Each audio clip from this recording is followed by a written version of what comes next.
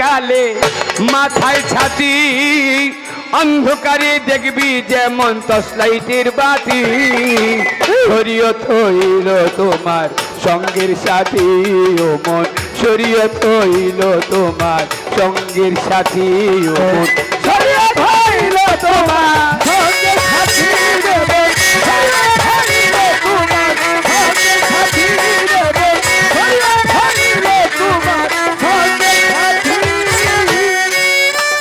যখন মারা যাবে অন্ধকার কবরে দিবে তখন তোমার কে হবে সাথী ও মনরে যখন মারা যাবে অন্ধকার কবরে দিবে তখন তোমার কে হবে সাথী মুনকির নকির ফেরেশতায় জিজ্ঞাসিবে এই বেড়া ও ভাই আপনি মুখে কাপড় দেখতে খুলেন না ভাই আর একেবারে যুবক দেখতে দেখে একেবারে যুবক যদি বৃদ্ধ মানুষ হইতো কোনো বৃদ্ধ মানুষ গেলে ওর জন্য প্রস্রাব পায়খানা ধরে রাখতে কষ্ট হয় একটা বৃদ্ধ লোক গেলে কোনো কষ্ট লাগতো না আপনি মেয়ে যুবক 2-1 ঘন্টা আপনি খিস খেয়ে থাকবেন আস্তে ও বাবাজি আজকে শুনতে আসছেন কি বাউল গান এই বাউল গানের মধ্যে একটা জিনিস খেয়াল করবেন শেফালি সরকার বলেন আমি কানন্দন বলেন ওই যে যেই লোককে বললাম আপনার বয়স কত ভয় পায় না আপনার মারুন না কত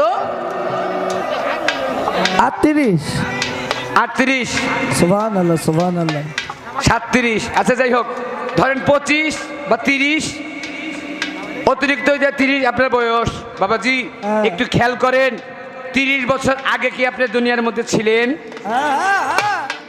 30 বছর আগে কিন্তু আপনি দুনিয়ার মধ্যে ছিলেন না আবার দেখা যাবে বাংলাদেশের গড় আয়ুতে মানুষ বাঁচতে পারে অতিরিক্ত 50 থেকে 60 বছর 60 বছর বাঁচতে পারে 30 বছর আগে আপনি ছিলেন না আবার 30 বছর পরেও কিন্তু আপনি থাকবেন না তাহলে 30 বছর আগে যে আপনি ছিলেন না আপনি ছিলেন কোথায় 30 বছর আগে আপনি ছিলেন না আপনি কোথায় ছিলেন কার কাছে ছিলেন কার সাথে মিশেছিলেন এটাকে বলতে পারি এইটা কিন্তু বলতে পারি না কিন্তু এই পালা গানে আসলে এই বাউল গানে আসলে এই কথাগুলো জানা যায় এই কথাগুলো বোঝা যায় আর যদি পালা গানের মধ্যে আইসা এই কথাগুলো না জানেন না বুঝেন তাইলে এই যে একটা গান আছে না আইলাম আর গেলাম পাইলাম আর খাইলাম ভাবে দেখলাম শুনলাম কিন্তু বুঝলাম না আমি আইলাম আর গেলাম পাইলাম আর খাইলাম ভাবে দেখলাম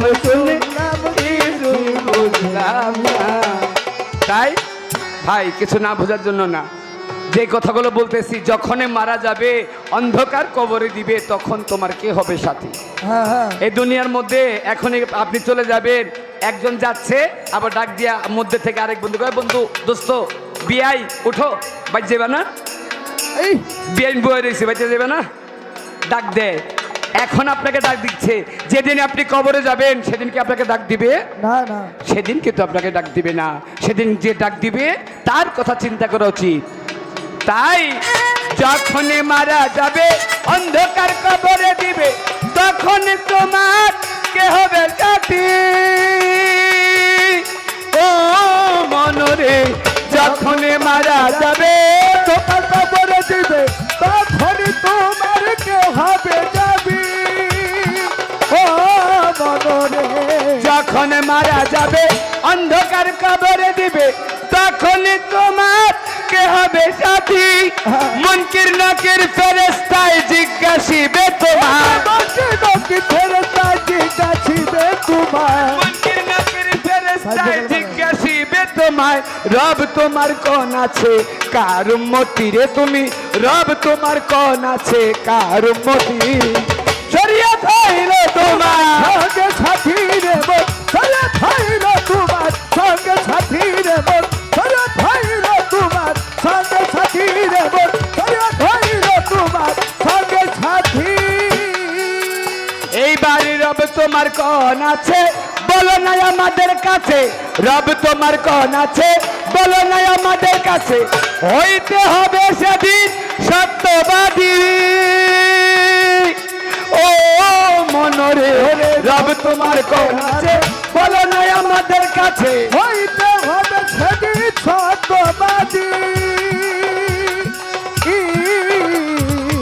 রব তোমার কোন আছে বলো না আমাদের কাছে হইতে হবে সেদিন সত্যবাদী সেদিন ঠিক জবাব না দিবে যারা মাঠে তারা পড়বে মারা ঠিক জবাব না দিবে যারা মাঠে তারা পড়বে মারা গুর্জার বাড়িতে ভাঙবে বুকেরও ছাতি রে তাদের গুর্জার বাড়িতে ভাঙবে বুকেরও ছাতি সরিয়ে ফাইল তোমার সঙ্গে সাথী রে ধরে ফাইল তোমার সঙ্গে সাথী রে ধরে ফাইল তোমার সঙ্গে সাথী রে ধরে ফাইল তোমার সঙ্গে সাথী রে ছড়িয়ে ফাইল তোমার সঙ্গে সাথী রে ধরে ফাইল তোমার সঙ্গে সাথী রে ছড়িয়ে ফাইল তোমার সঙ্গে সাথী আজ পুরোদের কালে মাথায় ছাতি অন্ধকারে জ্বলবে যেমন টর্চলাইটের বাতি চলে ভাইল তোমার সঙ্গে সাথী রে চলে ভাইল তোমার সঙ্গে সাথী রে চলে ভাইল তোমার সঙ্গে সাথী সেদিন না দিলে নবীর দোহাই সেই দিনে আর নাই রেহাই না দিলে নবীর দোহাই সেই দিনে আর নাই রেহাই যেই নবী বলিয়া কাঁদলো ইয়াই উম্মতি ও মানুষ রে না দিলে নবীর দোহাই সেই দিনে আর নাই রেহাই যেই নবী কাঁদবে বলে ইয়া উম্মতি না দিলে নবীর দোহাই সেই দিনে আর নাই রেহাই যেই নবী বলিয়া কাঁদলো ইয়াই উম্মতি দেওয়ান মাখন কান্দে যারে যারে দয়াল নবী দয়া করে ভাঙাবে যারে যারে দয়াল নবী দয়া করে মাখন কান্দে ওরে আমার মাখন কান্দে যারে যারে দয়াল নবী দয়া করে করিয়া লইও তোমার উম্মতের সাথী গো নবী করিয়া লইও তোমার উম্মতের সাথী শরীয়ত হইল তোমার সঙ্গে সাথী শরীয়ত হইল তোমার সঙ্গে সাথী দুপুরদের কালে মাথায় ছাতি অন্ধকারে দেখবি যেমন টর্চলাইটের বাতি শরীয়ত হইল তোমার সঙ্গে সাথী রে শরীয়ত হইল তোমার সঙ্গে সাথী রে শরীয়ত হইল তোমার সঙ্গে সাথী ডালে ডালে ঝুলছে তারা ডালে ডালে ঝুলছে তারা ডালে ডালে ঝুলছে তারা ডালে ডালে ঝুলছে তারা প্রেম রহে তোমার কাছে বাগানে বাগানে রে বুলবুলা বসেছে গানে বাগানে বাগানে রে বুলবুলা বসেছে ডালে ডালে ঝুলছে তারা ডালে ডালে ঝুলছে তারা ডালে ডালে ঝুলছে তারা প্রেম রহে তোমার কাছে বাগানে বাগানে রে বুলবুলা বসেছে বাগানে বাগানে রে বুলবুলা বসেছে সেইভাবে তুই আমার কাছে করে জিজ্ঞাসন ভুলি নাই কথা করিব পুরো নাচতে আমার মাইকটা কমে গেছে ভাই আমার মাইকটা টোন কমে গেছে এই শুধু আমার মাইকটার হ্যাঁ এক নম্বর হলুদ হ্যাঁ হলুদটার শুধু আমার টোনটা একটু বাড়াবা hello hello hello hello hello hello বেশ বেশ আমার কাছে যেইভাবে তে জিগাইয়া যায় ভুলি নাই কথা বলবো রাজসভায় আসরেতে আমার কাছে জিজ্ঞাসনা করে বলেন কানন দেওয়ান আপনি বলেন নাই আসরে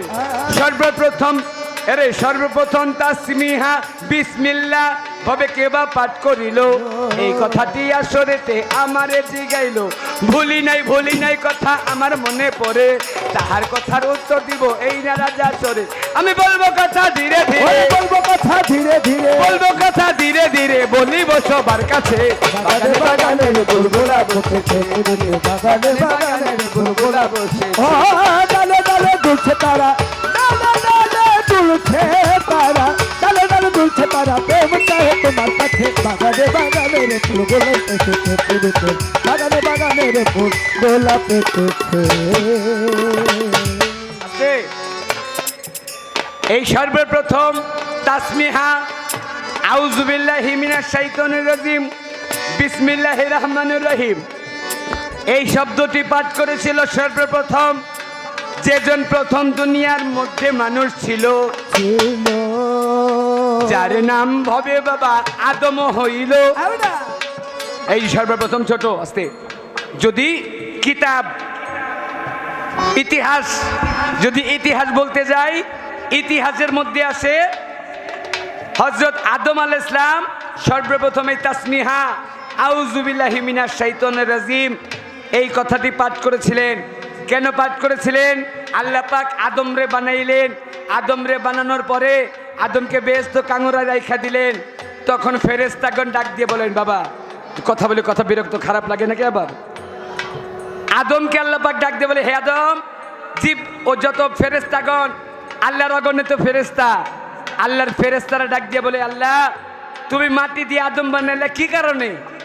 কারণ আমরা যে ফেরেশতা আছি তোমার ইবাদত করার জন্য তোমার কর্ম করার জন্য আমরা ফেরেশতারাই তো যথেষ্ট, তাহলে আদমরে বানাইলে কেন ছোট? তখন আমার আল্লাহ পাক বললেন হে ফেরেশতাগণ আমি যা জানি তোমরা তা জানো না, এক কাজ করো তোমরা আমার সাথে একটা পরীক্ষা দাও। কি পরীক্ষা? আল্লাহ পাকের স্থান হচ্ছে আরশ কাঙুরায়, ওই আরশ কাঙুরা থেকে আল্লাহ পাক হুকুম দিলেন যে ফেরেশতাগণ তোমরা বলো তো প্রথম আসমানের মধ্যে কি আছে? ফেরেশতারা আইসা প্রথম আসমানের মধ্যে কি আছে এইটা দেখে গিয়ে আল্লাহর কাছে বলেন আল্লাহ প্রথম আসমানের মধ্যে এই এই জিনিস আছে। আচ্ছা ঠিক আছে, তাহলে দ্বিতীয় আসমানে কি আছে? বলে আল্লাহ আপনি তো প্রথম আসমানের কথা বলছেন, দ্বিতীয় আসমানের কথা তো আপনি বলেন নাই। কয় তাহলে আবার যাও, আবার আসছে, আবার দ্বিতীয় আসমানে কি আছে এগুলো দেখে আবার আল্লাহর কাছে গিয়ে বলে আল্লাহ দ্বিতীয় আসমানে এই এই জিনিস আছে। বলে আচ্ছা ঠিক আছে মানলাম, প্রথম আসমানে এই জিনিস, দ্বিতীয় আসমানে এই জিনিস, তৃতীয় আসমানে কি আছে? বলে তৃতীয় আসমান তো দেখি নাই। বলে তাহলে আবার যাও, একে একে ফেরেশতাদের আল্লাহ 7 বার পাঠাইলেন, এই 7 বারে ফেরেশতাগণ 7 বার দেখে আসলো 7 আসমানে কি আছে। আরে এইবার আদমকে ডাকি বলে আদম হে আদম তুমি যাও তো, তুমি একটু প্রথম আসমান ঘুরে আসো। আদমকে জিজ্ঞেস করে নাই যে প্রথম আসমানের মধ্যে কি আছে, জিজ্ঞেস না করাতে আদম গেছে। আল্লাহ পাক আদমের মস্তিষ্ক যাকে আমরা ইংরেজিতে বলি ব্রেন, বাংলায় যেটাকে বলি মস্তিষ্ক, আল্লাহ পাক আদমের মস্তিষ্কের মধ্যে এমন একটা পাওয়ার দিয়েছেন আদম একবার যেই জিনিস দেখে ওই জিনিসই মনে রাখতে পারে। কিরে বাবা আজকে আমি কানন্দন গান গাইতেছি, শেফালি সরকার গান গাইতেছে, আমরা যার সারাত্র গান করে চলে যাব। কালকে সকালবেলা যখন বাজারের মধ্যে যাইবেন, বাজারের মধ্যে গেলে কানন্দন কোন ধরনের কি কালারের পাঞ্জাবি পরে গান গাইছিল এটা কালকে বলতে পারবেন না? বলতে পারবেন, কারণ মানুষের মধ্যে বিবেকটা এই স্মরণ শক্তিটা মানুষের মধ্যে আল্লাহ দিয়েছেন। আদমকে জিজ্ঞেস করেন আদম তুমি যাও। আদম বললেন আল্লাহ আমি যাব। বললেন হ্যাঁ তুমি যাও। বললেন আল্লাহ আপনি আমাকে আদেশ দিলেন। বলেন হ্যাঁ আমি তোমাকে আদেশ দিলাম। তখন সর্বপ্রথম আদম এসে প্রথম আসমানের মধ্যে এসে আদম শুরু করলেন আউযু বিল্লাহি মিনাশ শাইতানির রাজিম বিসমিল্লাহির রহমানির রহিম। এই প্রথম আর সর্বপ্রথম তাসমিহা পাঠ করে তারপর আদম প্রথম আসমান ঘুরলেন, প্রথম থেকে দ্বিতীয় আসমান ঘুরলেন, দ্বিতীয় আসমান থেকে তৃতীয় আসমান, তৃতীয় থেকে চতুর্থ, এইভাবে সপ্তম আসমান ঘুরলেন। যখন আল্লাহর কাছে গেছে, আল্লাহর কাছে গিয়ে বলে এইবার আদম তুমি বলো তো প্রথম আসমানের মধ্যে কি আছে? আল্লাহ পাক ডাক দিয়ে আদম ডাক দিয়ে বলে আল্লাহ প্রথম আসমানের মধ্যে এই এই জিনিস আছে। বলে আচ্ছা তোমাকে তো আমি প্রথম আসমানে পাঠাইছি, তাহলে বলো তো দ্বিতীয় আসমানে কি আছে? আদম বলে আল্লাহ যখন আপনি আমার প্রথম আসমানে পাঠাইছেন আমি প্রথম আসমানে তাসমিহা পাঠ করছিলাম, আর তাসমিহা পাঠ করাতে প্রথম থেকে সপ্তম আসমান পর্যন্ত যত কিছু দেখেছি সব কিছু আমার এই মস্তিষ্কের মধ্যে রয়ে গেছে। সুবহানাল্লাহ সুবহানাল্লাহ। তাই সর্বপ্রথম তাসমিহা ওরে আদমে পাঠ করে, এই তো তাহার একটি কথা বলিলাম আসরে, এই তো তাহার একটি কথা, এই তো তাহার একটি কথা বলে বললাম মূলবারতা, খুলে বললাম মূলবারতা, বলে বললাম মূলবারতা, বলিলাম সবার কাছে বাগানে বাগানে রে বুলবুলা বসেছে বসেছে বাগানে বাগানে রে বুলবুলা বসেছে। ও ডালে ডালে দুলছে তারা, ডালে ডালে দুলছে তারা। এইবার আদম আস্তে এইটা দিলাম হচ্ছে ইতিহাস থেকে, কাসাসুল আম্বিয়ার কিতাব থেকে। এইবার আসেন কোরআন। আল্লাহ পাকে কোরআনের উপর দিয়ে বাবা কোনো কিছু আছে? কোরআনের উপর দিয়ে কোনো কিছু নাই। আল্লাহর কোরআন, কোরআনের সূরা নাহল, সূরা নাহলের 98 সূরা নাহলের 98 নম্বর আয়াতের মধ্যে, আয়াতে শানে নজুলের মধ্যে আসছে আল্লাহর একজন পয়গম্বর ছিল যার নাম ছিলেন সুলেমান পয়গম্বর। হ্যাঁ হ্যাঁ এই সুলেমান পয়গম্বর 999 জন বিবি বিয়ে করেছেন। 999টা বিয়ে করছে, মাত্র একটা বাকি। অনেকে যায়, অনেকে গিয়ে বলে যে হযরত সুলেমান আপনার 999 জন বিবি আছে, আরেকটা বিয়ে করেন তাহলে আপনার পুরো 1000 হয়ে যাবে। সুলেমান পয়গম্বর বলে না, আল্লাহ আমাকে আদেশ দিয়েছেন, এই জন্য 999 জন বিয়ে করছি, আর বিয়ে করতে চাই না। হঠাৎ করে বাবা, হঠাৎ করে কয়েকটা রাজা আসছে, কয়েকটা রাজা ঈশা দুইটা চোখের পানি ছাইরা দিছে। দুইটা চোখের পানি ছাইরা ওই রাজাগুলো এসে ডাক দিয়ে বলে যে সুলেমান পয়গম্বর আপনি একটা কাজ করেন। বলে কি কাজ? বলে কাজ হচ্ছে আমাদের এক এলাকার মধ্যে একজন রানী আছে, ওই এলাকার মধ্যে রাজা না, আপনি তো এই এলাকার রাজা, ওই এলাকার মধ্যে কোনো রাজা নাই, আছে একটা রানী, ওই রানীর নাম হচ্ছে রানী বিলকিস। এই রানী বিলকিস মানুষের সাথে বলে, এই রাজার যত ছেলেরা আছে, রাজার ছেলেরা গেলে বলে, এই রাজার ছেলে তুমি আমার সাথে যুদ্ধ করবা, তুমি আমার সাথে আসো যুদ্ধ করতে, তুমি যদি আমার সাথে যুদ্ধ কইরা আমাকে হারাইতে পারো তাহলে আমি তোমার কাছে বিয়ে বসবো। আর যদি তুমি আমার সাথে যুদ্ধ কইরা আমার হারাইতে না পারো, আমার কাছে হেরে যাও, তাহলে তুমি আমার দাস হয়ে থাকবা। অনেক বড় বড় পালোয়ান গেছে, অনেক বড় বড় রাজপুত্র, যেই রাজপুত্র পালোয়ানের মতো রাজপুত্র, এই পালোয়ানের রাজপুত্র যায়, গিয়ে তার সাথে যুদ্ধ করতে যায়, আর যুদ্ধ করতে গিয়া এই রানী বিলকিসের সাথে শক্তি দিতে পারে না, তারা হেরে যায়, তার সাথে চাকর হয়ে থাকে। তাই গিয়া বলে, ওই রাজারা গিয়া বলে যে সুলেমান পয়গম্বর আপনি একটু যান, আপনি গিয়ে আমার ছেলেরা, আমাদের মতো অনেক রাজা আছে, যে রাজার ছেলেরা ওই রানী বিলকিসের কাছে দাস হয়ে আছে, ওই দাসগুলোকে, ওই আমার ছেলেগুলোকে ছাড়াই আনেন। তখন রানী বিলকিসের কাছে আমার সুলেমান পয়গম্বর একটা চিঠি লিখলেন। এই একটা চিঠি লিখলেন দুইটা শব্দ দিয়ে। দুইটা শব্দ কি? দুইটা শব্দ হচ্ছে আউযু বিল্লাহি মিনাশ শাইতানির রাজিম, বিসমিল্লাহির রহমানির রহিম। এই একটা কথা, আউযু বিল্লাহি মিনাশ শাইতানির রাজিম, বিসমিল্লাহির রহমানির রহিম, এই একটা কথা লিখলেন। 2 নম্বর কথা লিখলেন, রানী বিলকিস তুমি বলো তোমার সাথে যে যুদ্ধ করবে সে তোমার সাথে হাইরা যায়, তোমার কাছে যদি তুমি তার কাছে হাইরা যাও, তার কাছে তুমি বিয়ে বসবা। তোমার যদি মনে চায় তুমি আমার এলাকায় আসো, আমি তোমার সাথে যুদ্ধ করার জন্য প্রস্তুত আছি।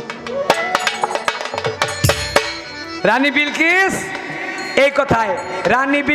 এই কথায় খুশি হইয়া গেল। খুশি হইয়া তিনি বাবা যুদ্ধের জন্য যে আসিল। আর যুদ্ধের আগে সুলেমান পয়গম্বর একটা কর্ম করেছিল। সুলেমান পয়গম্বর চিন্তা করলেন যে উনি একটা নারী হয়ে ওর শরীরের মধ্যে এত শক্তি, এই শক্তি পাই কোত্থেকে, এইটাকে জানতে হবে। এইটা জানার জন্য সুলেমান পয়গম্বরের নবুয়ত ছিল তার আংটির মধ্যে। তার আংটি দিয়ে তিনি যদি ইশারা করতেন, আংটি দিয়ে ইশারা করলে বাতাস তার কথা শুনতেন। সুলেমান পয়গম্বরের কাছে এই সুলেমান পয়গম্বরের আংটি দিয়ে ইশারা করলে তার যে সিংহাসন, এই সিংহাসন তার কথা শুনতেন। তাই রানী বিলকিসের জন্য এই সুলেমান পয়গম্বর একটা মঞ্চ বানাইলেন। মঞ্চটা বানাইলেন একটা পানির উপরে, মঞ্চ বানাইলেন পানির উপরে কাচের মধ্যে তিনি একটা মঞ্চ বানায়া এবার রানী বিলকিসকে বলে, রানী বিলকিস আমি মঞ্চের মধ্যে আসি, তুমি মঞ্চের মধ্যে আসো, তুমি মঞ্চের মধ্যে আসলে তোমার সাথে যুদ্ধ করব। রানী বিলকিস মনে মনে চিন্তা করে যে ওর সাথে যদি যুদ্ধ করতে যায় ওর কাছে যাইতে হবে, তো কাছে যাইতে হইলে রানী বিলকিস চায় তাকায় দেখে যে পানির উপরে একটা মঞ্চ। রানী বিলকিস আর বুঝতে পারে নাই যে পানির উপর দিয়ে যে কাঁচ আছে, এই কাঁচ আর রানী বিলকিস বুঝতে না পাইরা রানী বিলকিস তার পায়ের কাপড়টা একটু উঠাইলেন। হ্যাঁ, রানী বিলকিস তার পায়ের কাপড়টা উঠাইয়া তিনি যখন মঞ্চের মধ্যে নামতে গেছে, আর সঙ্গে সঙ্গে এই সুলাইমান পয়গম্বর দূর থেকে তাকায় দেখে যে রানী বিলকিসের পায়ের মধ্যে বড় বড় পশম। তখন বুঝতে পারলো যে এই রানী বিলকিস তো মানুষও না, জিনও না। এই রানী বিলকিসের বাবা ছিল জিন, মা ছিল মানুষ। একটা জিন আর একটা মানুষ, এই দুইটার মিলনে তার জন্ম হয়েছে। এই জন্য তার মধ্যে জিনের পাওয়ারও আছে, হ্যাঁ, মানুষের এই জন্য তার মধ্যে মানুষের পাওয়ারও আছে। আছে। এই জন্য তার সাথে আর কেউ যুদ্ধে পারে না। আরে শেষ পর্যন্ত সুলাইমান হ্যাঁ। পয়গম্বরের কাছে রানী বিলকিস হারিয়া গেল। গেল সেই জায়গাতে প্রথম বাবা বিসমিল্লাহ লিখিল। এই তো তাহার কথা ছিল, এই তো তাহার কথা ছিল, আসরেতে শেষ হইল। আসরেতে শেষ হইল। আরে কথা জিজ্ঞেস করলো, আর কথা জিজ্ঞাস করলো, আরে কথা জিজ্ঞেস করলো, বলিব সবার কাছে বাগানে বাগানে রে ফুলগোলা বসেছে রে, তোর বাগানে বাগানে রে ফুলগোলা বসেছে। ও ডালে ডালে ঝুলছে তারা। সূরা নাহল আয়াত নাম্বার 58। এই 58 শানে নজরের মধ্যে আছে। কেউ যদি 98 সূরা নাহল 98 আয়াতের মধ্যে শানে নজরের মধ্যে আছে, যদি কেউ বিসমিল্লাহ পাঠ করে তিনি 5টা জিনিস লাভ করেন। 5টা জিনিসের মধ্যে 1 নম্বর জিনিস, কেউ যদি বলে আউযুবিল্লাহি মিনাশ শাইতানির রাজিম, এই আউযুবিল্লাহ পাঠ করলে তিনি ওই যে শয়তান যে কুমন্ত্রণা দেয়, যাকে বলে আসওয়াস, শয়তানের আসওয়াস থেকে তিনি বাঁচতে পারে। আরে বাবা, যে যে একবার এই বিসমিল্লাহ পাঠ করবে তাকে আর শয়তান কিছু করতে পারবে না।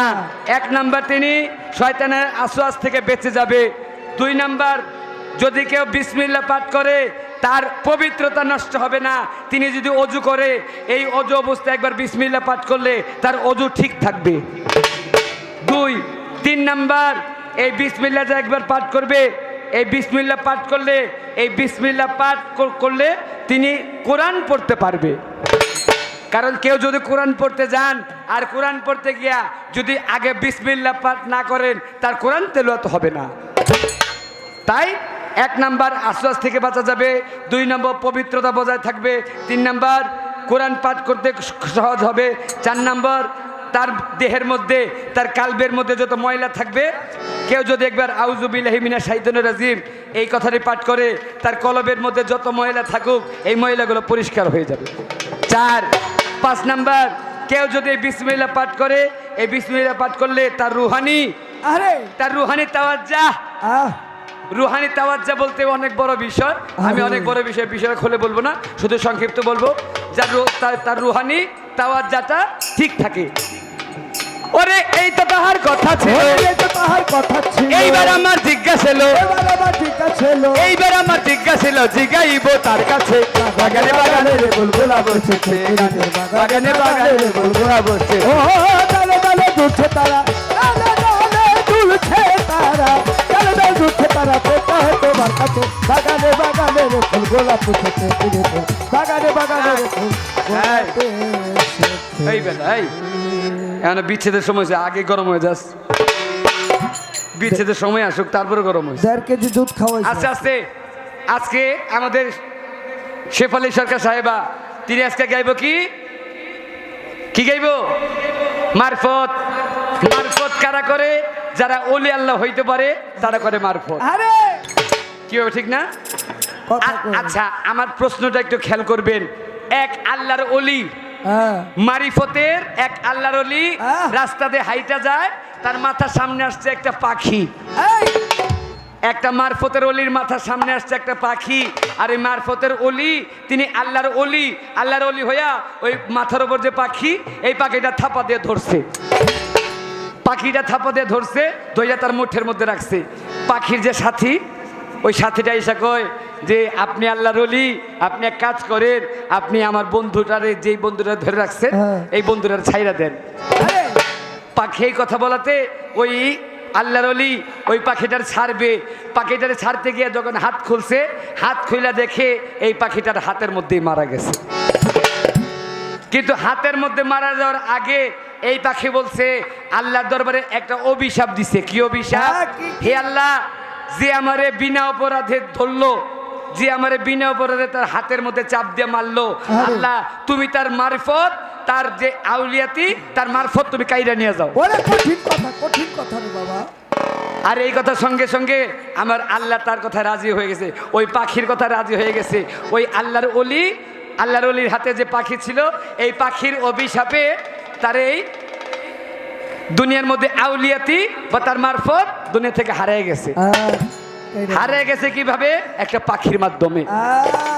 একাধারে 12 বছর ঘুরছে, 12 বছর ঘুইরা 12 বছর পরে একটা পাখি না, ওই যে দেখবেন অনেকে ঘরের মধ্যে বিড়াল পালে না, বিড়াল ঘরের মধ্যে বিড়াল পালে, 12 বছর ঘুরছে, 12 বছর শুধু তোর মারফতের জন্য ঘুরছে, মারফত পামু কই, পামু কই, পামু কই, পামু কই। 12 বছর ঘুরতে ঘুরতে 12 বছর পরে আবার ওই মারফত পাইলো, কিন্তু পাইলো একটা বিড়ালের মাধ্যমে। ঘুরে গেল কেমনি? আপনার কাছে আমার জিজ্ঞাসা, আপনি বলবেন একটা মারফতের ফকির একটা পাখির অভিশাপে তিনি তার মারফতি হারাইলেন একটা পাখির অভিশাপে, কিন্তু ফিরা পাইলেন একটা বিড়ালের মাধ্যমে। ওই অলিটার নাম কি, আর তিনি কি অভিশাপ দিছিল এবং বিড়ালের মাধ্যমে ফিরে পাইছিল কিভাবে? আরে বাবা বাবা, কেমনে? এইটা তাহার একটি কথা, এইটা তাহার একটি কথা। খুলে বলবেন বলবার কথা, খুলে বলবেন বলবার কথা, খুলে বলবেন বলবার হতে, বলিবেন সবার কাছে। বাগানে বাগানে ফুলগোলা বসেছে তুলিতে, বাগানে বাগানে ফুলগোলা, ও ডালে ডালে দুলছে তারা, ডালে ডালে দুলছে তারা, ডালে ডালে দুলছে তারা, পেটা হে তোমার কাছে। বাগানে বাগানে ফুলগোলা বসেছে তুলিতে, বাগানে বাগানে ফুলগোলা বসেছে। হ্যাঁ আছে। আপনারা একটা জিনিস খেয়াল করছেন, আমাদের শেফালি সরকারের মামু, আমাদের ছেলেরা, আমার যে ছোট ছেলে, আমার ছেলের বয়স 11, আমার ছেলে তো আগে জানতো না যে আমি তোর বাপ। না না, আমি আর আগে কইছি এই আব্বা আব্বা আব্বা, আব্বা আগে আব্বা আব্বা কইছি, ও না আব্বা, তো তোমার আমি আগে আব্বা শিখাইছি, এর লেগে কো আব্বা। কিন্তু আমি দেখলাম উনি দুইটা শিল্পীরে, একজনের কারে কোনটা কোন পালাটা দিলে কে সুবিধা করতে পারবো, এটা চিন্তা করলো না। আগে চিন্তা করলো যে হ্যাঁ ভাতিজি আগে কিভাবে, বাগনি আগে কিভাবে সন্তুষ্ট থাকে, কিন্তু ভাতিজি সন্তুষ্ট থাকে, এইটা ঠিক আছে। একটা টাকা কিন্তু বকশিস দেয় নাই, কিপটার ঘরে কিপটা। বাবা রে বাবা, আপনারা চিনে রাখেন এই মারিফত আলী ফকির, কিপটার ঘরে কিপটা। এটা চিকন গোয়েন সাইড। এইটাই আমার একটি কথা রইল আপনার ধারে। আরে কথা বলবেন আপনি, বলিবেন আসরে, আরে আরে কথা বলবেন আপনি, আপনার কথা বলবেন আপনি, আরে কথা বলবেন আপনি, বলিবেন সবার কাছে। বাগানে বাগানে ফুলগোলা বসেছে তুলিতে, বাগানে বাগানে ফুলগোলা, ও ডালে ডালে দুলছে তারা, ডালে ডালে দুলছে তারা, ডালে ডালে। আপনারা সবাই জানেন এই যে একটু আগে আজকে আমরা গান করতেছি বিল্লাল চিশতি ফকিরের নামে। বিল্লাল চিশতি একটু আগে দরবারের মধ্যে আসছিল না? অনেক ভক্তরা গুরুর কাছে যায়, গিয়া বলে গুরুর পায়ে ধরা, বলে বাবা আপনি আমার খেলাফত দেন, জানে আমি জানি কয়েকটা ভক্ত মুরিদ করতে পারি, তাই না? আপনি বলবেন এই শেফালি সরকার, আপনি বলবেন অন্য কেউ না দুনিয়ার মধ্যে, আমার নবী বলছে আমি আলী হইতে আলী আমা হইতে, আমি হাসান হইতে হাসান আমা হইতে, আমি হোসেন হইতে হোসাইন আমা হইতে, আমি ফাতেমা হইতে ফাতেমা আমা হইতে। তাহলে ফাতেমার সাথে আর আলীর সাথে কোনো ভেদাভেদ নাই, তাহলে নবীর সাথে আলীর সাথে কোনো ভেদাভেদ নাই। আলী নবীর সাথে হযরত ইমাম হাসানের সাথে কোনো ভেদাভেদ নাই, নবীর সাথে হোসেনের সাথে কোনো ভেদাভেদ নাই। তারা পাঁচজনই একটা পাক পাঞ্চাতনের 5টি অংশ। আপনি শুধু বলবেন সবাই গিয়া গুরুর কাছে কয় দয়াল আপনি আমার খেলাফত দেন। আর হযরত আলী, আপনি বলবেন হযরত আলী একে একে 8 বার, 1 বার 2 বার 3 বার 4 বার 5 বার 6 বার 7 বার 8 বার হযরত আলী একে একে বলি আকাশের তারা গুলি ঝিলিমিলি ঝিলিমিলি ঝিলিমিলি ঝিলিমিলি ঝিলিমিলি জ্বলছে, ডালে ডালে ফুলগুলি সৌরভে দুলছে। রাসূল এসেছে, আল্লাহর হাবিব এসেছে, রাসূল এসেছে, আল্লাহর হাবিব এসেছে। আকাশে তারাগুলি, জান্নাতে তারাগুলি, আকাশে তারাগুলি ঝিলিমিলি ঝিলিমিলি জ্বলছে, আর ডালে ডালে সৌরভে ফুলগুলি দুলছে। রাসূল এসেছে, আল্লাহর হাবিব এসেছে, রাসূল এসেছে, আল্লাহর হাবিব এসেছে। আরব দেশে কাবার পাশে মানবের সেরা মানব এসেছে। আরব দেশে কাবার পাশে মানবের সেরা মানব এসেছে। আমেনার কোলে চন্দ্র দোলে, পাখিরা ডালে ডালে গান ধরেছে। আমিনার কুলে চন্দ্র দুলে, পাখিরা ডালে ডালে গান ধরেছে। আরব দেশে কাবার। এই বাবাজি, আমাদের গানে একটা কথা আছে, গান বাজনা কবির কল্পনা, জল্পনা অল্পনা, ছেলে খেলা গল্প না। আরে 2 জন মিলে করো বর্ণনা, সবাই মিলে করবেন বিবেচনা। ধর্ম সবার ঠাই, কথার মধ্যে কথার পৃষ্ঠে কথা বললে বাউল গানের তেমন মজা নাই। খালি আপনারা খেয়াল করবেন, আমার কাছে যে প্রশ্ন করছিল তার প্রশ্নের জবাব দিছি, তারে প্রশ্ন করছি, গান করতেছি, বসে যাব। কয়টা বাড়তি কথা আমি কানন্দন বলি আর শুনবেন। বাড়তি কয়টা কথা উনি বলে, এটা খালি খেয়াল করবেন। রাসূল আরব দেশে কাবার পাশে মানবের সেরা মানব এসেছে। আমেনার কোলে চন্দ্র দুলে, পাখিরা ডালে ডালে গান ধরেছে। হুজুর এসেছে, আহা। হুজুর এসেছে, হুজুর এসেছে, হুজুর এসেছে, রাসূল এসেছে, আল্লাহর হাবিব এসেছে, রাসূল এসেছে, আল্লাহর হাবিব এসেছে। ও আকাশে তারাগুলি, জান্নাতে তারাগুলি ঝিলমিল ঝিলমিল জ্বলছে, আর ডালে ডালে ফুলগুলি সৌরভে দুলছে। ও রাসূল এসেছে, আল্লাহর হাবিব এসেছে, রাসূল এসেছে, আল্লাহর হাবিব এসেছে। নবীর কদমে লুটিয়ে চুমে নবীকে যে ভালোবেসেছে। নবীর কদমে লুটিয়ে তুমি নবীকে যে ভালোবেসেছে।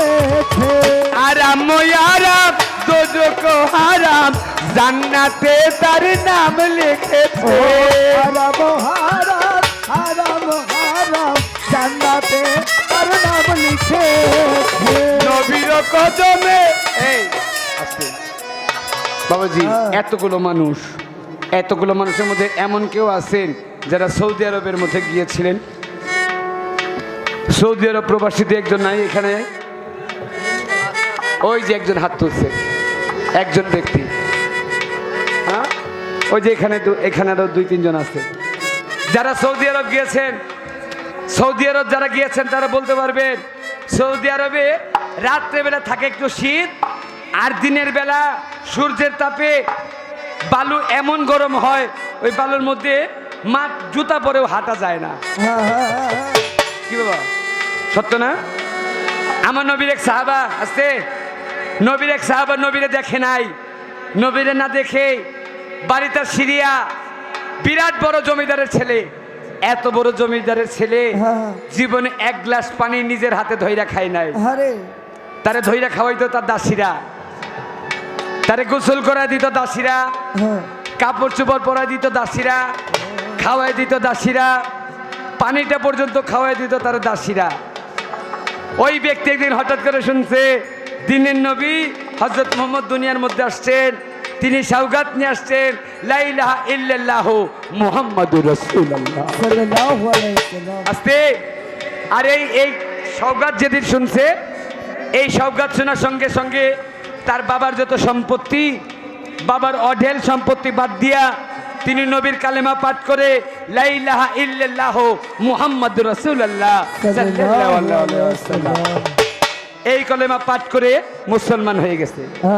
আর যেদিন আমার নবীর কথা শুনে আসতে, যেদিন আমার নবীর কথা শুই না ওই ব্যক্তি মুসলমান হয়েছে, ওই দিন তার বাবা তাকে তার বিবি এবং স্বামী দুইজনকে ঘরের মধ্যে থেকে এক কাপড়ে ঘর থেকে বের করে দিছে। ঘরের মধ্যে এক কাপড়ে বের করে দিছে। বাবা, মরুভূমির পথে খালি পায়ে হাইটা যাইতে যে কেমন কষ্ট লাগে, এইটা যারা সৌদি আরব গেছে তারা ভালো বলতে পারবে। ওই ব্যক্তি নবীর প্রতি তার এমন প্রেম, ইসলামের প্রতি তার এমন প্রেম, তার বাবার অঢেল সম্পত্তির দিকে তাকায় নাই। সিরিয়া থেকে হাঁটতে হাঁটতে হাঁটতে হাঁটতে পায়ের মধ্যে ফুসকা পড়ে গেছে, তারপর চলে আসছে মদিনার মধ্যে। মদিনার আনসার যে ভাই, মদিনার আনসার ভাইরা তারে খের কোটা দিয়া জঙ্গলের কাছে একটা ঘর বানিয়ে দিছে। ওই জঙ্গলের খেরকোটার ঘরের মধ্যে থাকে। নাম তার আবু যর গিফারি। ওই আবু যর গিফারি জোহরের রক্তে নামাজ পড়ে আমার নবীর পাশে বৈশা, আসর রক্তে নামাজ পড়ে নবীর পাশে বৈশা, এশার জোহরের রক্তে নামাজ নবীর পাশে বৈশা পড়ে, আসর রক্তে নামাজ নবীর পাশে বৈশা পড়ে, মাগরিবের রক্তে নামাজ নবীর পাশে বৈশা পড়ে, এশার রক্তে নামাজ নবীর পাশে বৈশা পড়ে। কিন্তু যখনই ফজরের রক্ত হয়ে যায়, ফজরের রক্ত হয়ে গেলে ওই আবু যর গিফারি উঠে চলে যায় সবার পিছনের কাতারে। আর যখনই আমার নবী সালাম ফিরায় নবী যখনই মোনাজাত ধরে, এই মোনাজাত ধরলে আবু যর গিফারি আর মোনাজাত ধরে না। মোনাজাত না ধরা উইঠা তার বাড়িতে চলে যায়। একদিন, 2 দিন, 3 দিন। একদিন গিয়া নবীর কাছে এক আনসার বলে, নবী, ওই যে আপনি যারা ভালোবাসেন আবু যর গিফারি, ওই আবু যর গিফারি 4 ওয়াক্ত নামাজ পড়ে আপনার পাশে বৈশা, কিন্তু ফজরের রক্ত হইলে ও চলে যায় সবার পিছনের কাতারে। আর আপনি যখন সালাম ফিরান, আপনি সালাম ফিরাইলে সঙ্গে সঙ্গে সে উঠে বাড়িতে চলে যায় আর মোনাজাত ধরে না। নবী কয়, আজকে খেয়াল করবা, আজকেও যদি সে যায় আমার কাছে এসে বলবা। ওই আনসার দেখে ওই দিনও 4 ওয়াক্ত নামাজ পড়ছে নবীর পাশে বৈশা। যখনই ফজরের রক্ত হয়েছে, ফজরের রক্তে ওই আবু যর গিফারি উঠে চলে গেছে সবার পিছনের কাতারে। আমার নবী যখন নামাজের মধ্যে সালাম ফিরাইছে, সালাম ফিরানোর সঙ্গে সঙ্গে সে আর মোনাজাত ধরে নাই, উঠে বাড়িতে চলে গেছে। আর ওই আনসার আইসা নবীর কানে কানে বলে, নবী, ওই যে আপনার আবু যর গিফারি কিন্তু আজকেও উইঠা বাড়িতে চলে গেছে। কথা শুনে আমার নবী ওই দিন একটু তাড়াতাড়ি মোনাজাত শেষ করলেন। নবী তাড়াতাড়ি মোনাজাত শেষ করে কয়েকজন সাহাবা নিছে, সাথে নিছে হজরত আলী আর নবীর আরো কয়েকজন সাহাবা হাঁটতে হাঁটতে চলে গেছে ওই আবু যর গিফারির বাড়ির দরজায়। গিয়ে দরজার মধ্যে ডাকে, আবু যর গিফারি ঘরে আছো? বলে, জি হুজুর আছি। বলে, বাইরে আসো। বলে, হুজুর আসি। এই যে 80 পর্যন্ত ছোট বাজাও। আবু যর গিফারি ঘরে আছো? বলে, হুজুর আছি। বলে, বাইরে আসো। বলে, হুজুর আসতেছি। আর বাইরে আসে না। কিছুক্ষণ গত হয়ে গেছে, আবার ডাক দে, আবু যর গিফারি ঘরে আসো? বলে, আসি হুজুর। বলে, বাইরে আসো। বলে, আসি। আর আসে না। হজরত আলী বিরক্ত হয়ে গেছে। হজরত আলী কই, নবী, আপনি আমারে আদেশ দেন, বেটার ঘরের মধ্যে গিয়া চুলের মুঠির মধ্যে ধইরা নিয়ে আসবো। আমার নবীকে, হজরত আলী, আগে একটু বুঝতে দাও বিষয়টা কি। অনেকক্ষণ পরে হজরত ওই আবু যর গিফারি ঘর থেকে বেরোয় আসছে। আইসা আমার নবীর কাছে 2 মাথা নিচু করে, মাথার জানো নিচু করে চুপ করে দাঁড়িয়ে আছে। আমার নবী ডাক দিয়ে বলে, হজরত আবু যর গিফারি, 4 ওয়াক্ত নামাজ তুমি আমার পাশে বসে পড়ো, কিন্তু যখনই ফজরের রক্ত হয় তুমি চলে যাও সবার পিছনের কাতারে। আর যখন আমি সালাম ফিরাই, তুই সালাম ফিরানোর সঙ্গে সঙ্গে তুমি উঠে চলে যাও বাড়িতে। তুমি আমার সাথে মোনাজাত ধরো না, জিকির করো না। বিষয়টা কি? আবু যর 2টা চোখের পানি ছেড়ে দিছে। নবী, আপনি তো সব জানেন, আমি ছিলাম সিরিয়ার মধ্যে বিরাট বড় একটা ধনীর ছেলে। আমি এত বড় ধনীর ছেলে ছিলাম, আমার জীবনে আমি কোনো কাজকর্ম শিখি নাই, কোনো কাজকর্ম জীবনে শিখি নাই, কোনো কাজকর্ম করতেও পারি না, আর কোনো কাজকর্ম করতে পারি না বইলা আমার বিবি যদি দুই একটা খোরমা মানুষের বাড়িতে কাজ করে না দেয়, ওই খোরমা দুইটা স্বামী স্ত্রী দুইজনে খায়া তারপর আল্লাহর প্রতি রুজু করে থাকি, তবু মানুষের কাছে গিয়ে ভিক্ষা করি না। নবী যখন আমার বাবা আমার এক কাপড়ে ঘর থেকে বের করে দিছে, তখন আমার বিবির গায়ের মধ্যে ছিল রেশমি সুতার কাপড়। ওই আমলের মধ্যে রেশমি সুতা ছিল সবচেয়ে দামি সুতা। একটা রেশমি সুতার কাপড়, এই একটা রেশমি সুতার কাপড় পরতে পরতে এই রেশমি সুতার কাপড়টা ছিঁড়ে গেছে। একটা কাপড় ছিঁড়তে ছিঁড়তে ছিঁড়তে ছিঁড়তে এমন টুকরা হয়েছে, হ্যাঁ ওই কাপড় দিয়ে আর ইজ্জত ঢাকা যায় না। নবী এই জন্য আমি নিজের ঘরের মধ্যে একটা গর্ত করছি, নিজের ঘরের মধ্যে একটা গর্ত কইরা আমি এই ঘরের মধ্যে নেমে থাকি। আপনি জোহরের রক্তের নামাজ পড়ান, আমি সুযোগ পাই, আমি দৌড়ে আইসা ওই আমার কাপড় চোপড় খইলা দেই, আমার কাপড় চোপড় খইলা দিলে আমার বিবি কাপড় চোপড় পরে নামাজ পড়ে, আর আমি উলঙ্গ অবস্থা ওই গর্তের মধ্যে নেমে থাকি। তাই নবী আপনি জোহরের রক্তের নামাজ পড়ান, আমি সময় পাই, আসর রক্তের নামাজ পড়ান, আমি সময় পাই, আমার বিবি নামাজ পড়তে পারে, মাগরিবের রক্তে সময় পাই, আমার বিবি নামাজ পড়তে পারে, এশা রক্তে সময় পাই, আমার বিবি নামাজ পড়তে পারবে। কিন্তু যখন ফজরের রক্ত হয়, ফজরের রক্ত হইলে আপনি সালাম ফিরান, সালাম ফিরে কিছু দুরুদ করেন, দুরুদের পরে কিছুক্ষণ জিকির করেন, তারপর গিয়ে মোনাজাত ধরেন। আর যেদিন আপনি মোনাজাত ধরেন ওই দিন পূর্ব আকাশে সূর্য উঠে যায়। আর নবী যেদিন পূর্ব আকাশে সূর্য উঠে যায় ওই দিন সারাদিন আমার বিবি কাঁদে, স্বামী গো আপনার তো 5 ওয়াক্ত পাঞ্জেগানা আদায় হইল, আমি তো 1 ওয়াক্তের জন্য আমার আল্লাহর কাছে আমি দেনা হয়ে গেলাম। তাই নবী আমি আমার বিবির ওই কান্না সহ্য করতে পারি না, এই জন্য আমি আমার ঘরের বিবির কাছে আইসা ওই কাপড় খুলে দিয়েছিলাম। বলে তাহলে তোমাকে বারবার ডাকি, তুমি যে বাইরে আসো না? কই নবী বাইরে আসবো কিভাবে? আপনি যখন আমাকে ডাক দিয়েছেন ঘরে আছো, তখন আমি আসি, কিন্তু তখন তো আমি উলঙ্গ অবস্থায়, আমি উলঙ্গ অবস্থায় হইয়া ওই গর্তের মধ্যে নাইমা রইছি, আর আমার বিবি এই কাপড় পরে নামাজ আদায় করছে। হজরত আলী আমার নবী ডাক দেখো, হজরত আলী তুমি দেখছো, তুমি না লোকটারে তার চুলের মুঠি ধরে টাইনা আনতে চাইছো, দেখছো ইসলামকে মানুষ কত ভালোবাসে, নামাজকে মানুষ কত ভালোবাসে। যাও আমি আরববাসীর জন্য আমি ইসলামের পক্ষ থেকে, মুসলমানদের পক্ষ থেকে আমি মোহাম্মদ জারি করে দিলাম, আজ হইতে ইসলামবাসী এই আরববাসী যারা আছে সবার জন্য আমার আবু বকরের যখন মোনাজাত ধরতে কষ্ট হয়, আজ হইতে ইসলামবাসীর যারা নামাজ আদায় করবে তাদের জন্য আর কোনোদিন মোনাজাত ধরতে হবে না। সুবহানাল্লাহ সুবহানাল্লাহ। এখনো সেই নিয়ম রয়ে গেছে, আরব দেশের মধ্যে মানুষ নামাজ আদায় করে, নামাজ আদায় করলেই চলে, তাদের আর মোনাজাত ধরতে হয় না। আরব দেশে কাবারো পাশে মানবের এরা মানব এসেছে, আরব দেশে কাবারো পাশে মানবের ছেড়া মানব এসেছে। আমেনার কোলে চন্দ্র দোলে পাখিরা গালে ডালে গান ধরেছে, হুজুর এসেছে, হুজুর এসেছে,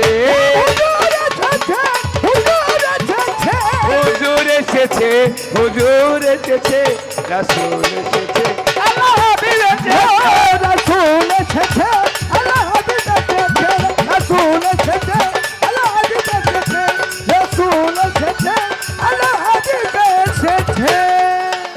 ও আরাম আরাম দোজখ হারাম জান্নাতে তার নাম লিখেছে, হারাম হারাম দোজখ হারাম জান্নাতে তার নাম লিখেছে। নবীর কদমে লুটিয়ে চুমে নবীকে যে ভালোবেসেছে, নবীর কদমে লুটিয়ে চুমে নবীকে যে ভালোবেসেছে।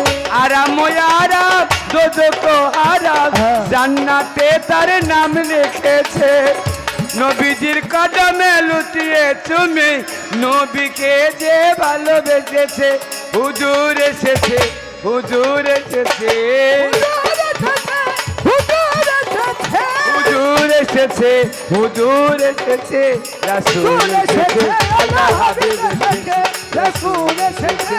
আল্লাহর হাবিব এসেছে। ও আকাশে তারাগুলি, জান্নাতে তারাগুলি, ঝিলমিলি ঝিলমিলি জ্বলছে। হায় ডালে ডালে ফুলগুলি সৌরভ দুলছে। ও রাসূল এসেছে, আল্লাহর হাবিব এসেছে, রাসূল এসেছে, আল্লাহর হাবিব এসেছে। নবীর কদমে লুটিয়ে তুমি নবীকে যে ভালোবেসেছে, নবীর কদমে লুটিয়ে চুমে নবীকে যে ভালোবেসেছে। দোস্ত খোদার হাবিব আল্লাহ আবুল সরকার দেখেছে। দোস্ত খোদা নবীজি আমার আবুল সরকার দেখেছে। নবীর কদমে লুটিয়ে তুমি নবীকে যে ভালোবেসেছে, হ্যাঁ। দোস্ত খোদার হাবিব আল্লাহ আবুল সরকার দেখেছে। প্রেম হরসে, প্রেম হরসে, প্রেম হরসে, প্রেম হরসে, রাসূল এসেছে, আল্লাহর হাবিব এসেছে, রাসূল এসেছে, আল্লাহর হাবিব এসেছে।